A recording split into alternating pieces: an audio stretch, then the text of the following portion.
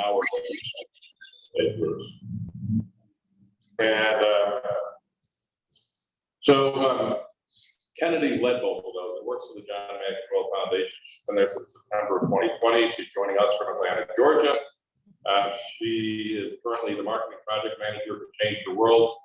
Born in Atlanta, with a BA in International Affairs from the University of Georgia Bulldogs, and a Master's of Science in International Public Policy from University College London. Interned at a local nonprofit that empowers youth and transform cities. And I can read you more. She's incredible. She's a big soccer fan, in particular, Liverpool and Atlanta United. But with that, I'll introduce Kennedy and let her take over. And hopefully that will be loud enough. Awesome. Can you guys hear me all right? Oh, yeah. Oh, you want to hit record? Oh, yeah. Okay. That is loud. That is loud. I believe so. All right, I can speak loud. Hey, Brian, thank you so much for introducing me today. And thank you, Sarah, and to everybody. It is such a pleasure just to be with you all. And I wish I could be in person since this, I was told, is your first in-person meeting in over a year and a half. Is that correct? Awesome. It looks like fun. And I'm so excited just to get to talk to you today about this initiative that we're super passionate about. And like he said, I came on in September for the foundation, so it still feels so new to me, but this all started around the exact same time I came on. So it has been really cool just to be able to watch it grow and see it just from a very small stage and then become a big global movement. But I'll share my screen with you guys. I have a small presentation to go along with this just for a visual aid for us. Let's see.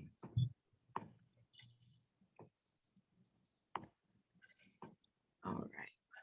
Have to ask the age-old Zoom question. Can you see my screen? Wonderful. Okay. So Brian gave a great introduction to John Maxwell and to the John Maxwell Leadership Foundation. And really, John is an expert in leadership, it seems, and a guru, as everybody calls him, but he has truly defined this category of leadership, writing over 80 books. But my favorite thing is that it all started when he was a pastor for years, and he decided he wanted to continue to add value to people, even outside of the church.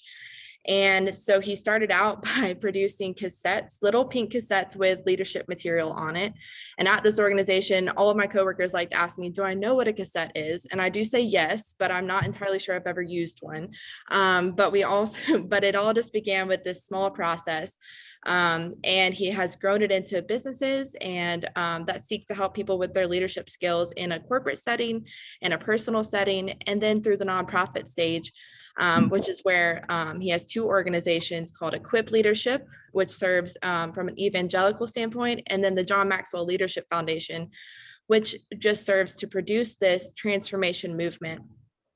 And so, let's see if I can get my screen to, there we go. Our mission here is to see lives transformed, communities transformed, and then nations transformed. We use transformation a lot, and that can sound like a buzzword, but really for us, that's just to see people come to change through values-based leadership principles so they can grow in success and significance. So we do this through a process of helping individuals first experience transformation within themselves, which is goes back to those transformation tables, the value tables that Brian mentioned that me, him, and Sarah have walked through together.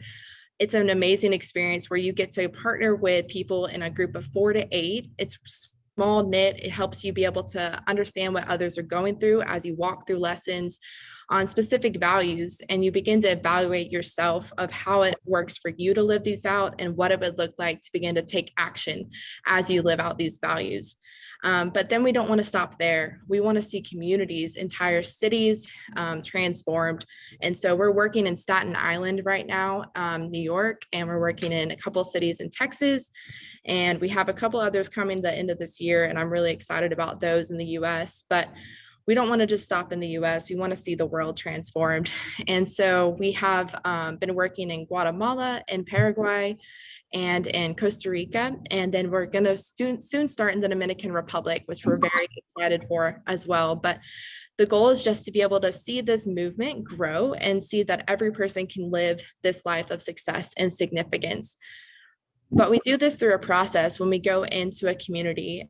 We call it the Maxwell transformation process. We're really creative with our names here. But we start with a discovery process where we walk through just to see how ready a community is for an initiative like this. We want to know what the challenges are and what those strengths that are already in the community. And we want to be able to present it to the leaders that have asked us to come into this community and help them and be able to back it up with primary research, secondary research, get really nerdy and be able to outline this is exactly what we see going on. And this is where we think you can make an impact. And so we'll walk through a couple more stages, developing the goals and their common agenda, what it would look like for them to see their community transformed and help them to define it for themselves. Since each community is different and each city or country has its own specific needs, we really want to make sure we're tailoring this for them specifically. And then we'll help them design out that program. This is where it really gets fun and where we get to do something a little bit different. We help them match the programs up that are already working in their community with the goals that they have decided for themselves. We're not trying to reinvent the wheel. Really, we just want to be able to help the people that are already caring and making a difference there and help equip them and help just kind of catalyze the things that they're already working towards. And this is also where we get to bring in those tables, those round table transformation tables. We call them a couple different things depending on the context, but really this is where we get to add in the secret sauce of the values. We believe that there is a deficit, unfortunately, of values in our leadership throughout the world. I don't think it's any secret. We can look at our political landscape and see that we just need to add more values into our daily lives. And that's where we bring this in to help a community transform based on values and based on others living those values out. And so then we'll move into our deploy phase, which is where we help them just go for it. We back them up, we walk them through the process, and then we let them take the reins and be able to continue to live this out in their community. But this transformation process is really the heartbeat of John. He loves just being able to help support people in their goals and see their community live this life of success and significance. But he didn't want it just to happen through our organizations, and he didn't want it to be something that felt exclusive. He wanted to invite everybody on this journey to make a difference wherever they were, which leads us to our current initiative, Change Your World. And in this is a new vision for John, but it's one that he has been cultivating for years. He started thinking, okay, I've seen my organizations impact the world, seen so many leaders transformed, but how can I make it more accessible? And what does that vision look like? And so as he was working through this process over the years, he realized there was one component missing when he went to go write a book on this, and that was a measurement piece. A piece of being able to track and really bring in that data that helps you know we're making a difference. And that is when he partnered with Rob Hoskins to co-author the book Change Your World. And again, from the beginning, he didn't want this just to be another book. He wanted it to be a movement for transformation that anybody can join him on.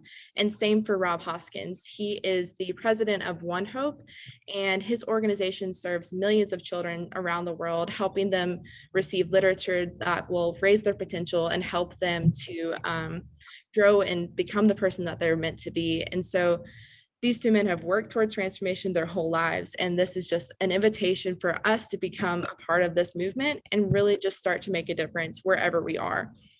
So the book serves as a guide for what it would look like for you personally to begin to take this on.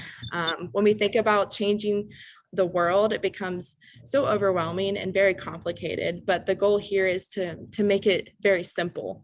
And so he walks through what it looks like for you to begin to believe that you can do this, that you really do have giftings, whatever your strengths are, to begin to make a difference. And then how you can partner with other people to begin to live that vision out together.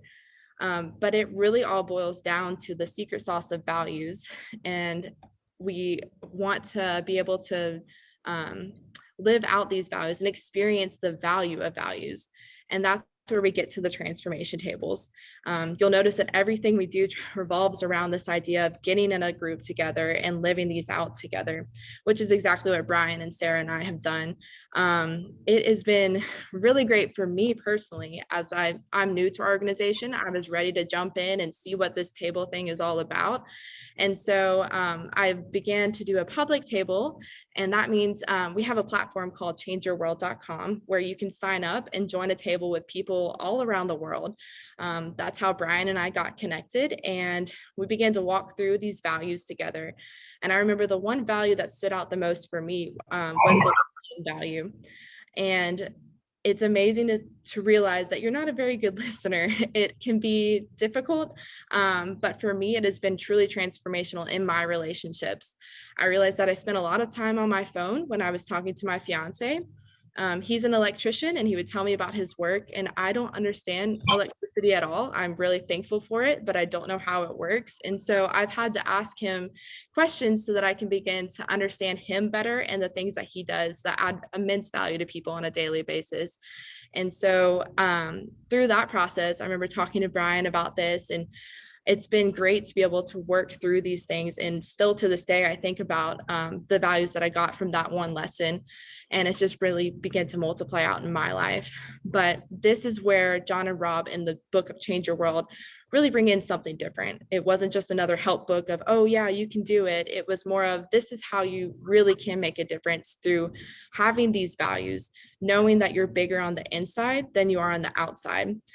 And the goal is really, once you go through these, you then begin to do it again. You can lead people through a table. You participate and then you lead. And then the people that you lead will then lead. And it really just begins to trickle out. But it can feel overwhelming at first. So again, we wanted to continue to make this process as simple as possible for everybody. So we developed our platform, changeyourworld.com. And on this is where you'll be able to access all the lessons that you need for your journey. We walk through 6 weeks of value tables first, and those cover the values of hope, listening, valuing every person, integrity, forgiveness, and multiplication. And so it's 1 hour a week for 6 weeks, and you can meet online virtually or in person, doesn't matter, but you just sign up to the platform, create an account, and you get registered to be able to lead a group or just to participate in. And you'll be able to download your lesson each week. It's a very simple process. And then you can move into the action tables that Brian was discussing. And those really help us to define, how are we going to take action? Now that we know what it means to live with good values, what is it that we can do to begin to really see our world changed? And then the last final piece is an action center, which is where you can create a plan to change your world. We wanted to create an even easier step for you to create your own plan. And we've provided templates that act as guides for what your plan could look like, depending on whatever vision you have for your community, your family, your coworkers. This can really go into any context, and we wanted to make sure that that was made accessible to you. So we have a full resource center with templates and tools to help you really build this out. And so as we're going through this, I know I've given a lot of information, but I always fall back to this heartbeat of this movement. Small actions made consistently lead to big changes. It is so amazing what could happen when we make one decision to really live this out, and to just say, hey, today I'm going to pick one thing that I know I can do, and then next week I'll pick another thing I know I can do. And all of that just continues to build on top of each other. The person I know that really lived this out was actually John's co-author, Rob Hoskins. He lives in Florida, and his organization is down in Florida as well. And so he was driving to work one day, and he got to a stoplight and felt like he was laid on his heart to turn left. And he never turned down this road. He was kind of like, this is weird. I don't know. I'm on my way to work. Why am I going to turn? But he felt the pull to go turn. And when he did, he pulled into a neighborhood that for him mirrored some of the poorest slums that he's visited in the world. And he was so surprised because that's right in his own community. He didn't understand how he had never seen it before. And he felt really burdened by the things that he saw there. Things like food and housing insecurity, There were parenting issues, really apparent drug issues, alcohol issues. Just in one drive down the street, he felt super burdened that he had never seen this before. And so when he got back to his organization, he said, we're going to make a difference here. We're not just going to continue to make a difference around the world if we're not taking care of what's right in our world right here. And so it began small. They began by just building relationships, assessing the needs, seeing what needed to be done, and began to just care for those people there. And it built into a huge movement where members of their community and then members of communities surrounding them began to pour into this area called Avondale. And now today, Avondale has really seen a tremendous growth. There is a charter school built now for the students that were not receiving proper education. There are parenting classes. There are more things to help them to succeed well. But all of it started with one decision, just to make a difference. And so with that, I really would love for Brian and Sarah to tell you their heartbeat and what this movement means for them. But thank you all so much. And it's a pleasure to talk with you.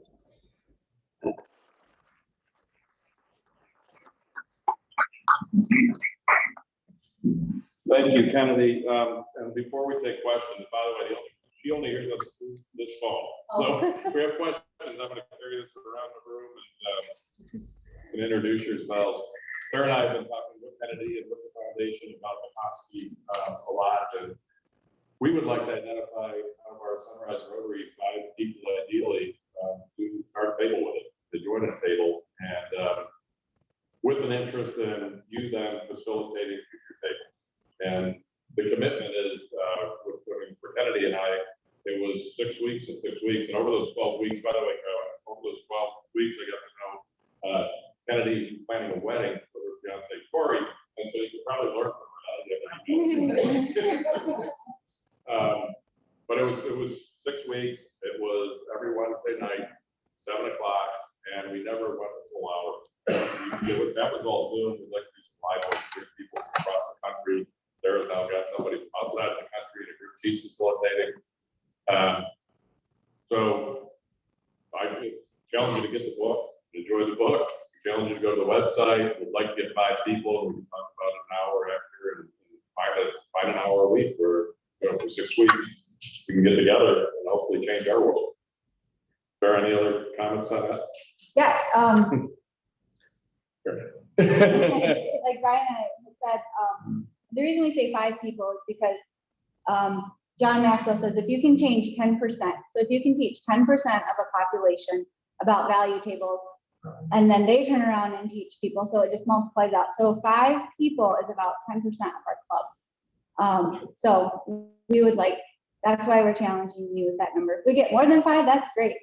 But if we can do 5, then and Rob Hoskins is very, he's good with measurements and the analytical and all that, which I'm not so much on that, but so it's proven. We know that that's what works, is that when you start small and then it, like Kennedy said, it trickles out. So this is a way, I talked with Brian, there's some things in our community that like we just can't move the needle on, or we've been talking about this for years, or why isn't this thing changing or getting better? Well, maybe it's because we're not looking at it the right way, or maybe it's because we're not taking a collective approach. So I just really feel that the Change Your World movement really can change our world, and like teaching these values, then that's just a new perception that people will want to make our world a better place. So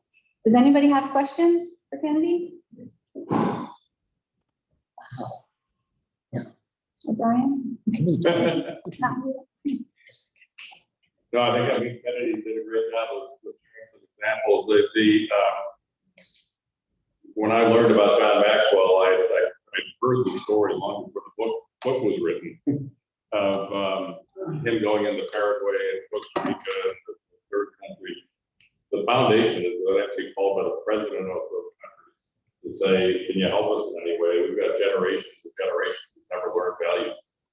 And they went in and the first country, they trained over 1,000 trainers. And as they now went back to something like 10 million individual people. Kennedy, I don't know if you have those statistics. So, What was that? Kid.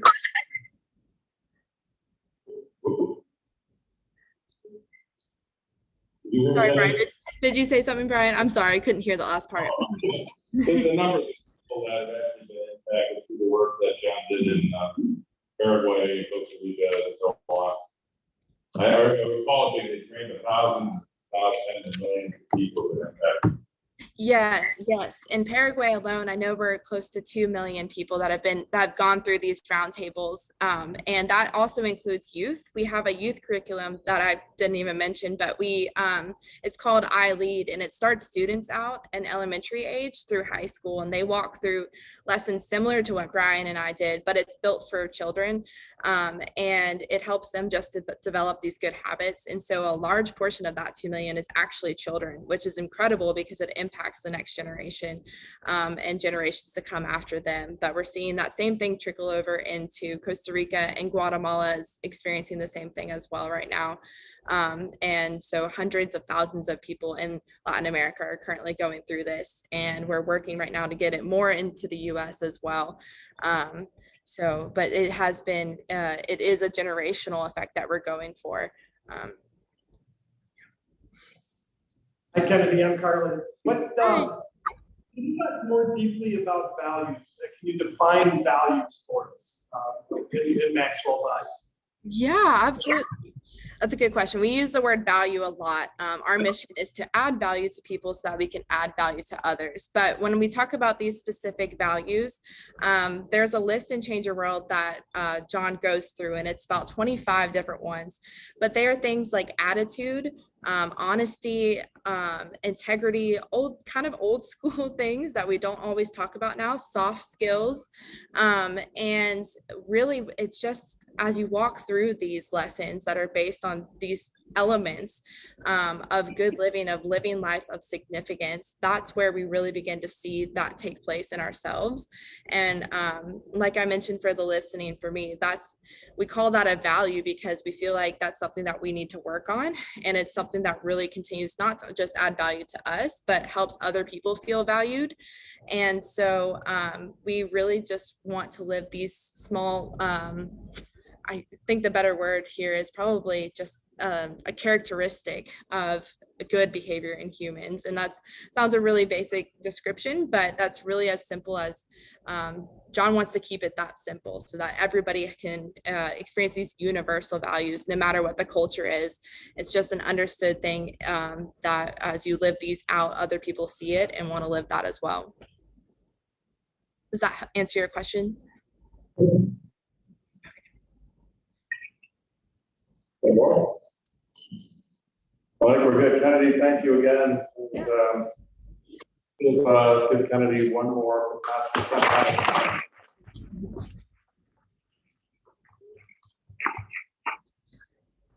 Thank you, guys. Thank you. Yep, I'm gonna end the recording.